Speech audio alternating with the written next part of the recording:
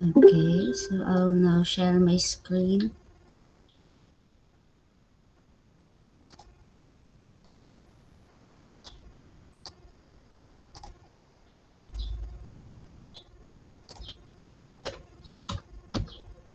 Okay, so welcome to our online lab class in InBt121, which is Bioprocess 1. So before anything else, I will just run down to you the guidelines for the submission of your lab report. So it is similar with the guidelines that I have given to you in INBT 152. So I will just reiterate the following guidelines. So your laboratory report must consist of the following. Okay, so it should have a title of the exercise, then the introduction. So you also have the objectives of the exercise, and then the methodology in a paragraph form. I think you know that it should be in past tense form because it is assumed that you have conducted that experiment already. And then after the methodology, it is the meat of your lab report, which is the results and discussion. So there are exercises has that have results like for the experiment at home that you have to do. So you have your results there, and you have to discuss the results that that has had come out with the experiment he conducted. And then there are also answers to guide questions that you have to do, and then the conclusion of your exercise, and then recommendation.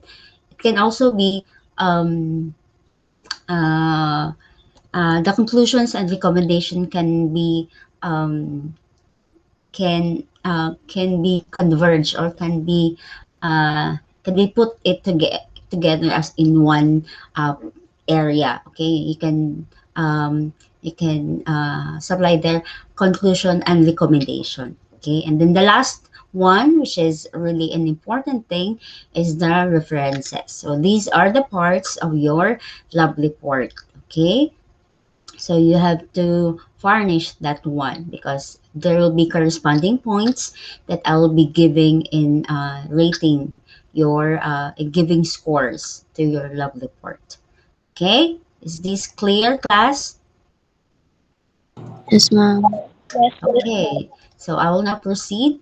So your lab report must be encoded with a specific font style and size, and it should be Times New Roman, then 12 in size, in a short size pen paper, so in a letter form, with a one space between lines, and submitted it in a PDF format. Okay, all your lab report must be submitted in a PDF format, and you have to turn it in the VSUEE. Okay, so I will always provide an icon there that for the assignment that you have to submit it there.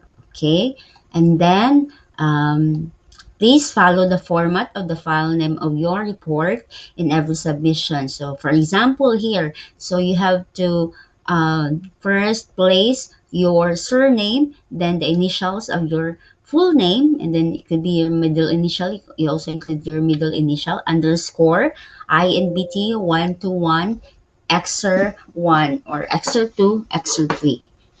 Please excuse me, I will just um, plug my charger. So, okay. Yeah, so that's it. So, again, your surname, then your initials, underscore INBT121, space XR1, XR2, XR3, so on and so forth. Okay, I think this is clear. So the deadline for the submission is 3 weeks after the discussion of the exercise. Okay, and then fifth, um, is it okay with the class that the online class is 8 to 11 a.m.? Do you have a class at 10 to 11?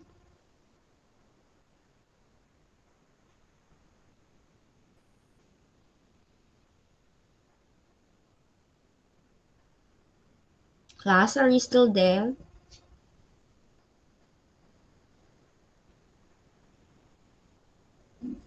Yes, we're Okay here. ra siguro, ma'am. Ha? Come again? Okay ra siguro, ma'am, kay wala man may class Class sa 10 to 11, ganon. So that you won't wake up at 7 a.m. and me too. I mean, yeah, medyo, ano, ang 7 a.m. Oh. So, I will just, chat in the chat group so that the others are informed that it will be now 8 to 11 a.m. for the laboratory class. Okay? So, and then the reminders for this, the VSUEE virtual classroom, you should uh, accomplish the student honor pledge. Please sign the student honor pledge there. You have to download it, the PDF form, and then you have to encode your name and then place your signature there. Okay, and then I will also um, I'm also asking your grade in BTech 22. Okay, so that to ensure that you have really passed and you have already taken the course. Okay, so please furnish it within a week or yeah, so it's just so easy na kung naa naman mo yung grade ana. Okay, I think these are just the reminders. So I will now proceed with the laboratory safety and precautions. So this is the discussion that I will be giving to you today. Okay, the rules you should never forget. So, before anything else, I would like to ask every one of you, what are your best memories in your lab class back then? So, when it was face to face, what was or what are your best memories there? So, um, can I hear just two of you? Pwede dalawa kayo na mag-share. Sino ang ano, merong na na-remember na best memories in the lab when it was still face to face?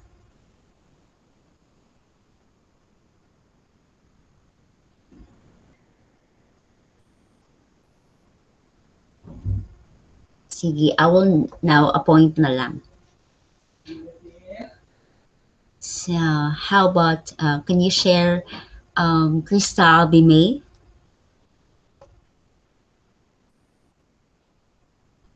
hi, ma'am.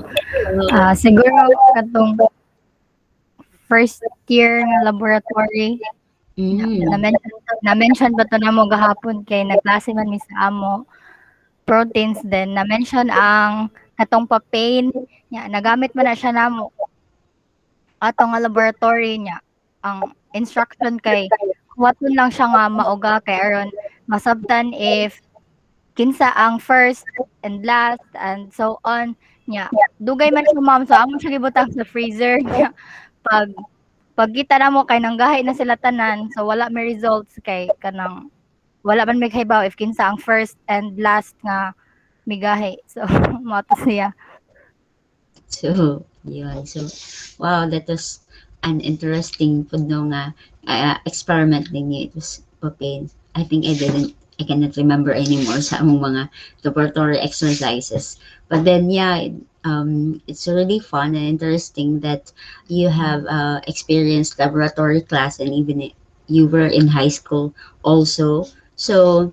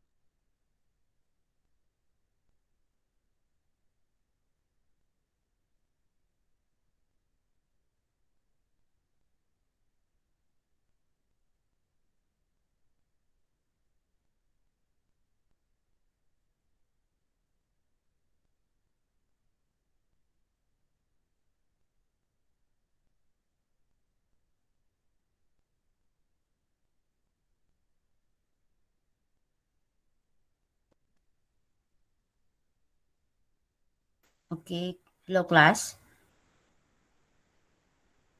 Ma'am. Can you hear me? Okay. So, I'm back already. Ano pala? Hindi ko pala charge ang laptop ko. Okay.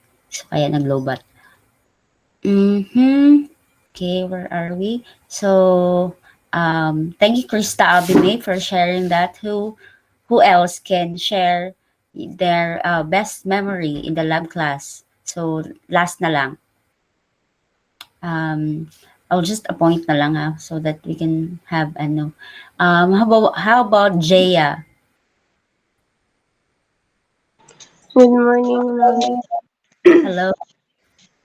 Akong best memory siguro, ma'am, sa lab class is katong um, distillation namo na kanang nagabihan yun mi ug nadugay yun mi og human adto. Mo siguro to ang pinaka-memorable nako na experience sa lab. Okay, wow, very good. You had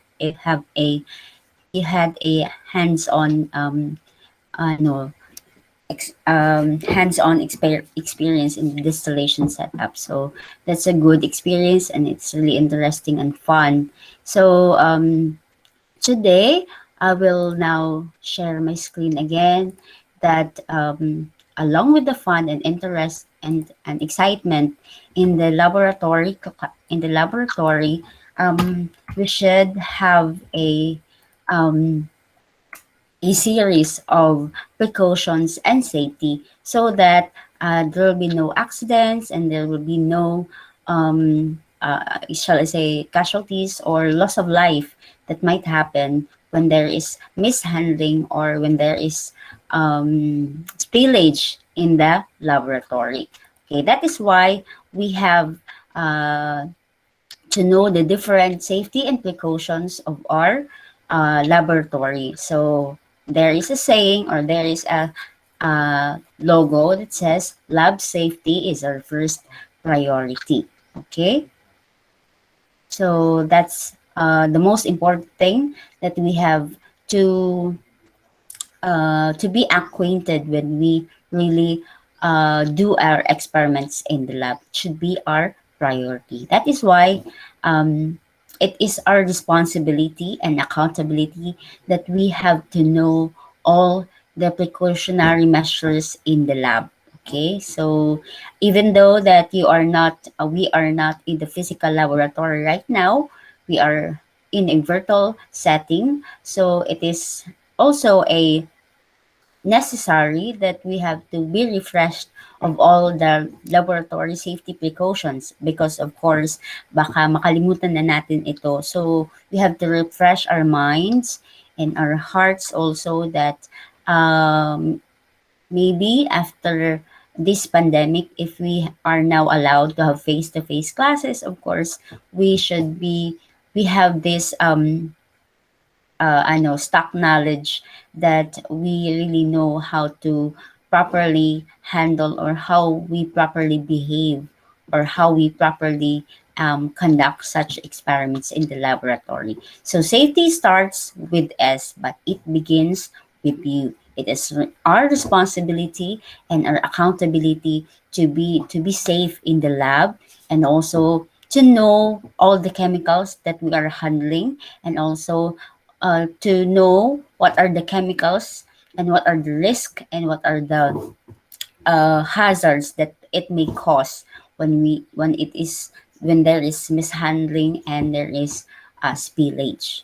Okay, so I will now begin with the safety precautions, which is inside the laboratory. So number one, of course, we should not eat or drink beverages or chew gum in the laboratory.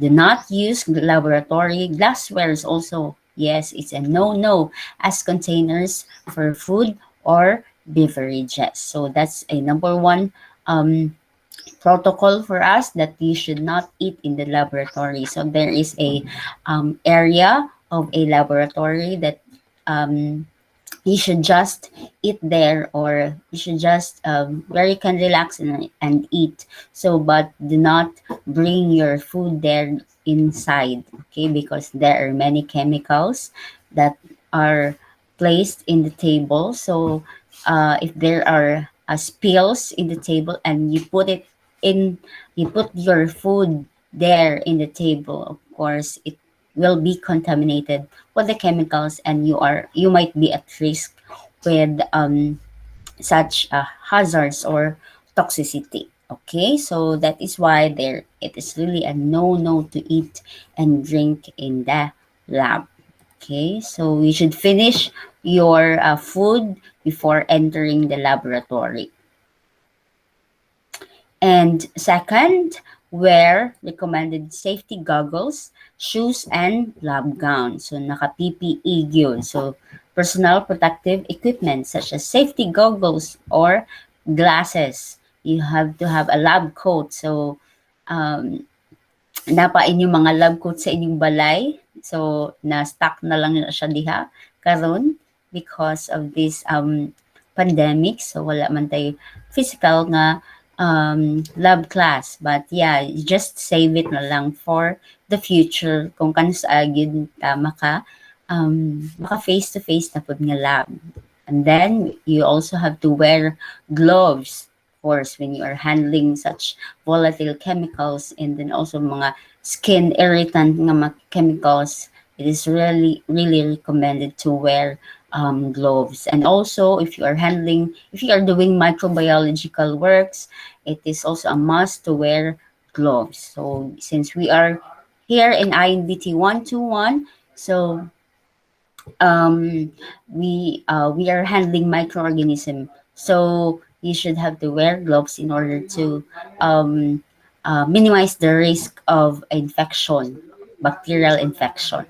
Okay, so third, always keep the working area clean and orderly. Okay, so in this case, you have to prepare all your materials beforehand before conducting your experiment. And of course, you should now have a proper you have to be ready with your protocol, with your flow chart of the experiment that you have to conduct. And then you should keep your working area clean and in order. So kanang diligan siya kanang uh, it should not be messy, of course, because um, along with this, it is really your attitude or your aura that you are calm in conducting your lab. Because when you are uh, when you are rushing or when you are in a hurry to do your experiment, of course you should expect that your lab area is not clean, and there will be it will be messy. Okay, so you should be ready at all times when conducting your experiment. Okay, fourth, know the locations and operating procedures of all safety equipment. So when you in the future, when you will be doing your thesis, if it will be allowed na to have face to face, of course, you should be acquainted or oriented with the safety equipment such as the shower, and of course the first aid kit, the first aid box, the fire blanket, and the fire extinguisher, of course. Yes, and we should also know how to use these things, know how to operate the shower, how to turn on the shower, and then also you should know also the what are the contents of the first aid box, so that you can really report to your head or your advisor that these are the things that are lacking. So if there is any accident, so you can really have you are ready with it naman to have the content in the first aid box. And you should also know how to operate the fire extinguisher. Okay, and then notify your instructor immediately for any unsafe condition observed. Okay, so it is really clear that your instructor should be informed if there's any, for example, chemical reactions that have taken place and then nagbula-bula na. So, yeah, you have to notify your instructor ahead. Ganon. So, do not hesitate in approaching your instructor. Okay, so now in handling your chemicals, number one, all chemicals in the laboratory are to be considered dangerous. So do not play with the chemicals around in the laboratory because they are to be considered dangerous. Do not touch, taste, or smell any chemical unless specifically instructed to do so. Okay? So do not touch it because it might be a skin irritant. If you taste it, of course, you might be toxified. It might be um, toxified, ganon. And then, if you smell it, you can also suffer lung irritation. Ganon, you will experience short breathing. Ganon. So, um, they should not be carelessly touch, taste, or smell. Okay? And then there is a particular hazard signs of this. These are oxidizers, ganon. So you should be acquainted and oriented with the chemicals that are stated in their information panel in the reagent bottle. Okay. Then second, always check the label on chemical bottles twice before removing any of the contents. Okay, so it is a must that you have to check the label on chemical bottles, and it's not just once, but it should be twice. Okay, so that you should be sure that okay, this is the that you are not mistaken in reading the information panel in the bottle. Okay. Third, um, never return unused chemicals to their original container. So it might be contaminated now with the, for example, the pipette you used. So it is not recommended that you should return it to the original containers. Just ano na lang, place it in the another reagent bottle and then label it, okay, and then label it with the name of the chemicals and also the date that you have mixed it, okay, that you have aliquoted it then from the original containers, okay. And then third, so I think it's the fourth. Okay, so acid must be handled with extreme care. I think you're already familiar with this. That always add acid slowly to water because there might be explosion if you add water to acid. Okay, so always ow acid to water. It must be slow. Okay. And then fifth, handle flammable hazardous liquids over a pan to contain spills. Okay, handle flammable hazardous over a pan to contain spills. So it is recommended that when you are um, when you are placing your chemicals or dispensing your chemicals, you should provide a pan over there so that it will not be spilled on the table. And then also it will not be the other chemicals or the laboratory flask or glasswares will not be contaminated also with that chemicals that has been spilled. And never dispense flammable liquids anywhere near an open flame or source of heat because it might cause fire. Okay, so I guess it is clear and um, understandable. Okay, so another precautions, handling glasswares and equipment. Okay, so number one, always lubricate glasswares. Okay, when you are doing your distillation, kung may mga different setups kayo dyan sa laboratory, so always lubricate the glasswares in order that it will prevent breakage because if it loosens loses So there might be a breakage of your glasses of your mga apparatus, like for example in the distillation setup. So if there is no lubrication, maybe kanang if you placed the a sample there inside your flask, so there might be mabugatan na siya nya pagka dili siya lubricated, so there might be breakage because malusen ang iyang ang kahugot gid pud sa pag-tight sa imong container. Okay, so always lubricate your glass, such as the tubing, the vessel tubes, the thermometers before attempting to insert it in a stopper. Okay, and then second, when removing an electrical plug from its socket, grasp the plug, not the electrical cord.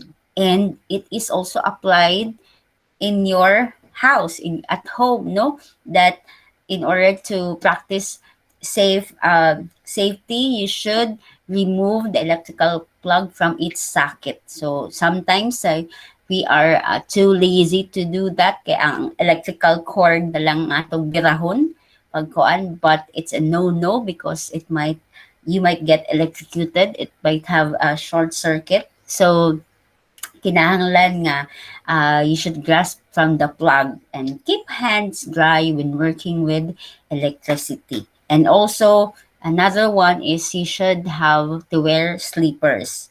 Okay, because maka-experience siguro, mag-grounded siguro, there are also times na may mukhang kanabang mag-ground ka because you are wearing slippers, because the electricity also is always on the ground also. So you might felt the electric current also. So kaya ayon, you should wear slippers and keep your hands dry and also your feet dry. Okay? So it is also applicable at home. Okay?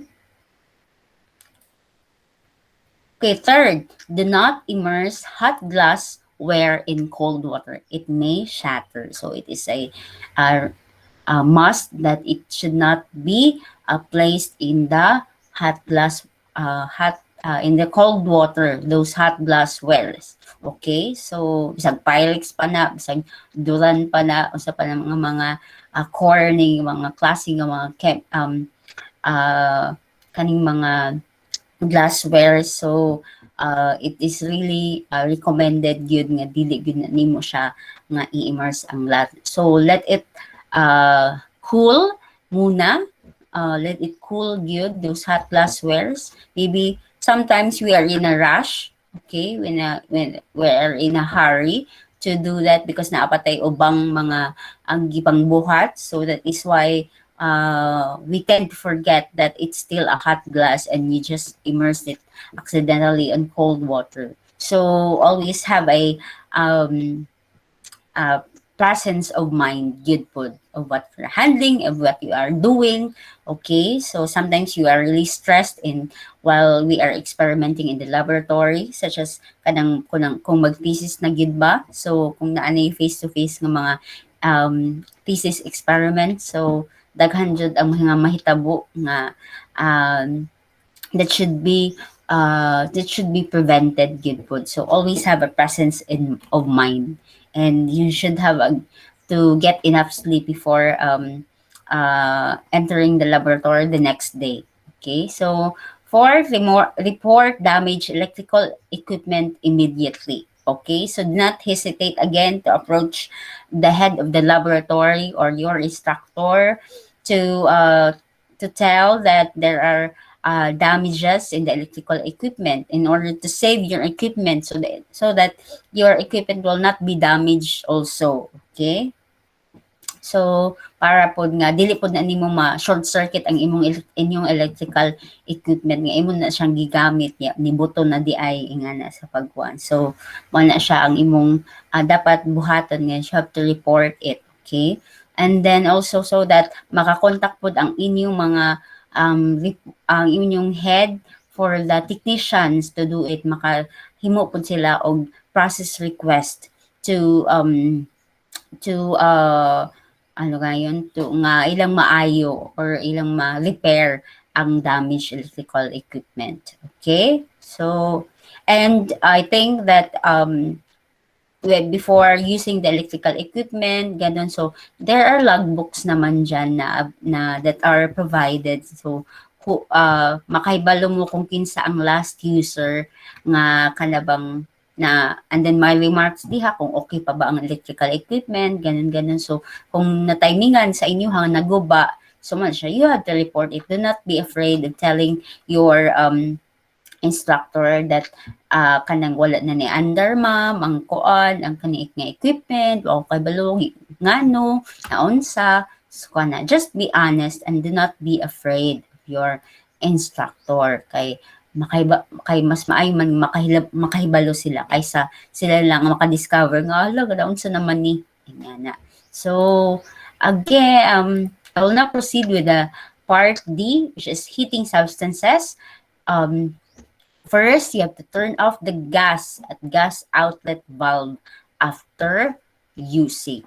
Okay, every time you do experiment after you have used the Bunsen burner, you have to turn off the gas at gas outlet valve. Okay, so kana siya ang kuani mo sa kani siya nga kaning ang kaning outlet valve nimo so man siya imong gyud niya siyang i-turn off. So it is also applicable at home na 'di ba nagamit man ta og stove always because when we are cooking so after cooking kung wala na gamiton so i-off gyud dayon ang gas. So there are other household naman na they just have to leave it there open lang. So wala man ta kahibalo sa mga panghitabo sa balay. So just be sure lang yun nga you have to turn off the gas outlet valve, okay, after using, okay? And then second, never leave a lit burner unattended, okay? So always have a presence of mind na kinahanglan napaw nimo ang imong burner, okay? Especially also sa inyong home food, applicable po di siya. So in the lab, so you also have to see to it that the burner is already turned off. Okay, never leave anything that is being heated or is visibly reacting unattended. Okay, so do not juggle your work. Okay, na kanang multitask ka nga dili unsa ka niya paghaman na pud kay mo biya na pud ka while na ay nag-heat nga reaction diri nga so wato na pud ka so do not juggle your work, always have a focus good pod nga na so don't have dili siya recommended nga mag multitask ka nga while you are kanang lighting a burner and then makalimot ka sa usa nimo ka work so mo na siya makakos na siya og fire or makakos siya og another explosion ba kay na may kung naay mga chemical reactions. Okay. So third, use tongs or heat protective gloves when holding or touching heated apparatus. Okay, so naaibang estudyante nga kanang mga kwan sila ba mga daan burnt, may nga na nga makalimot nga magkuha di ay sila o kanang mga sterilized nga mga glasswares from the oven or from the sterilizer. So when we are handling microbiological works, we are always sterilizing ganan when we put it in the oven also.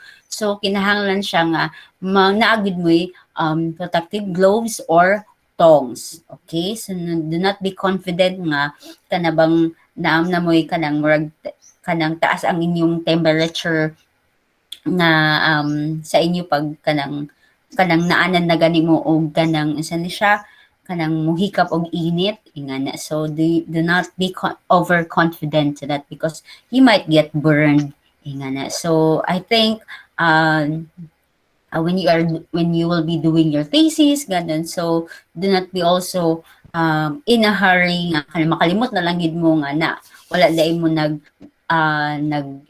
nagunit og kanang mga protective gloves. So when I did my thesis so kanang gid pod ang usa nga akong wala gikalimtan nga palit jud ko og holder nga ako ra gyud ang makagamit because there are times nga kanang maraming gumagamit ng mga gloves, mga heat protective gloves, mga holder, pot holders, such like that. So, wala na kay makitaan nga uban sa lab. So, kinahanglan nga naa jud kay personal nga kanang pot holder to be used always with at all times ingana. So, mana siya ang kuan ang dapat nga nimo nga buhaton. And of course also when you are preparing media, do not be overconfident nga kanabang kay nagdali-dali mamumpod ka kinahanglan na kay kanang isa ni na kay mahuman karon ingay na kinaa pa kay sunod nga buhaton. So do not forget to hold the flask gid with the protective gloves because of course ang imong media kinahang dili pud nga kanang bugnaw na kinahanglan init pa gid siya so that it will not solidify ingana. So just pero madala ra man ang 42 degrees Celsius nga kanang kuan nga kainit na. Okay mo man na siya ang mga temperature recommended temperature sa kaning media nga dili pa siya solidify. Okay. So that's it. That's for the handling of heating substances. Okay. So note to remember. Okay. Number one, before conducting the experiment, you should know the procedure, materials, and its information like the material safety data sheet. I think I have already discussed with you the first experiment, the first exercise in InBt122, which is the material safety data sheet. So just go over there because I had posted the video lecture in the VSUEE. So I have posted there about all the material, the importance of material safety data sheet, and that is your exercise one. So, second naman, if you are confused with the procedure, do not hesitate to ask your instructor before executing. Okay? It should be na clear, crystal clear ang imong pagsabot sa imong experiment, sa imong procedure step by step. Okay? If there are any confusions, of course, you have to ask your instructor or your thesis advisor or kanang imong mga professors so that you will not be regretting na when you do your experiment, ay dili di ay klaro and then you just made a mistake. Okay? So para dili kalas ang imong chemicals, dili kalas pud ang imong kahago, dili kalas imong time. Okay? So you should do a proper planning of all these things. Kailan you should know what are you doing, what will you be doing. Okay? And then third, never perform the experiments in a hurry. Okay? Always be conscious of everybody's safety. So you have to clear your mind always. You have to prepare all the things, your lab notebook. Kinahanglan before class, na dyan mo pre-lab notebook yun pod ani. So mana ang ginahimo gid para malista na nimo tanan materials nga imong ang imong gusto imo gid gamiton, and then also the chemicals, the procedures also step by step kaning mga flow chart. Oo, para naadjud kay kanang tamdanan guide na kay guide in order to so that you will not forget your the step-by-step process of your experiments. So that's it. So always never in a hurry to perform your experiment. So do not juggle your work, do not juggle your experiment, do not do multitask. Always focus on one experiment. Okay? So especially kanang for example in the molecular biology nga mga molecular biological works, of course, it entails long procedure. You can really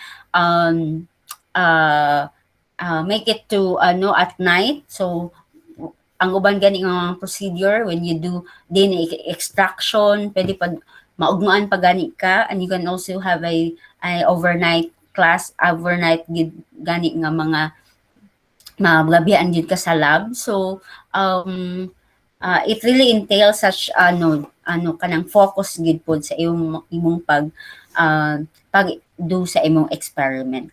So do not juggle and do not multitask gid pod. Always gid pod set ang imong priorities right. na mao ni siya ang experiment nga akong pagabuhaton because another experiment after ani muhimo na ako sa another experiment.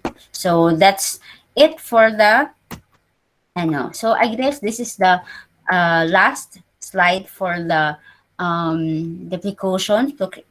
precautionary measures in the laboratory, and I will see you next week for that exercise one. Okay, so but before that, I would like to know if there are questions. You have questions, class?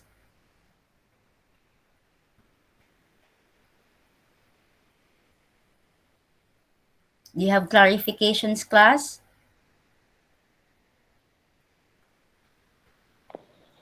Excuse me, ma'am. Yes, Mizuki.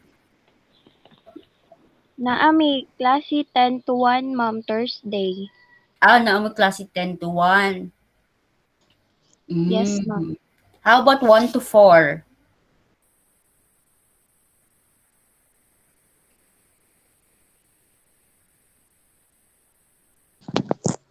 Just Naapod? what for just?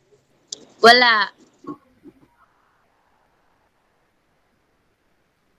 Wala mo yung klase 1 to 4? Tanan mo? Yes, ma'am. So, okay ra nga, ibalhin na to ang atong lab 1 to 4 p.m.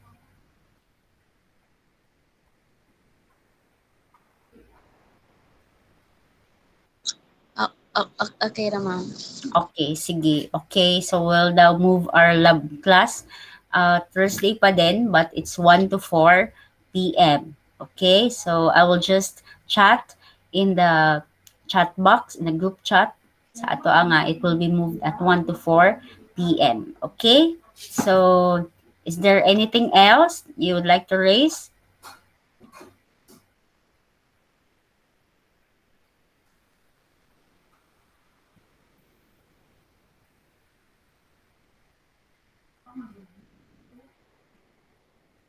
So I guess wala na may nitingog. So I think I will now dismiss you, class. Thank you so much for coming, and I will see you next week for the exercise one. Okay? So thank you so much for coming. Bye bye. Thank Thank you, you, ma'am. Thank you, ma'am. Bless.